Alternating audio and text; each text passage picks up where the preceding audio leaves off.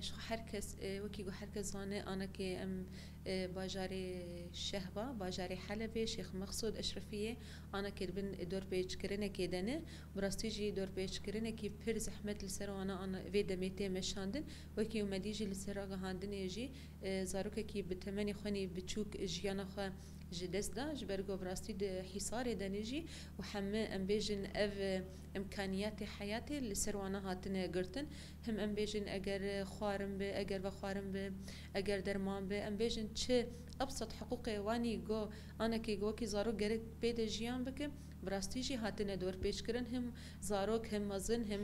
کال هم پیر براستیجی گشتیجی انا کی دوی دمید ویرو شده در باز دبن شخو اب زاروکا گو جیانا خوش دست دا جبر كيم بونا درفتي جو ام بيجن درمان به اگر چندنا مستشفى به اگر وکی دفع جیانش خود دی مازوت و تشت ام بیجن پیوستری تدفع اجی سروانا هاتنه قد کرن همتش تبیش تشتک در باسی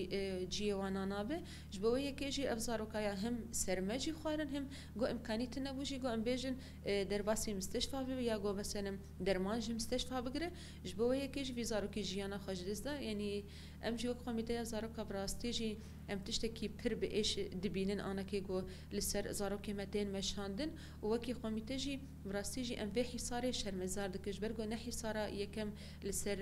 وان هریمان تیک کرن یعنی حصار ام بیجن اف دوباره دب اف دور پیش کرن گل سر وان آنها که دمشاندن و ببدنگی هر کسی جی جبوا یکی جی وکی قومیته جی وکی هر کسی گو خل ما فی زارو که خودی دبینن خل ما فی مروفا خودی دبینن گو دنگی خواب بکن یا گاف پیش باویجن گاوه کی جدی باویجن گو ایرو روش افقا انسانا جوی زحمتی درخن افقا انسانا جوی دور پیش کرنی درخم دا گو وگر جیانا خانی طبیعی جبر تشتکی وجدانیه یعنی کسی گو ما فی مروفا باندک یا کسی گو نبنه توید اداره دکن گرگ وی تشتی بدن سکناندم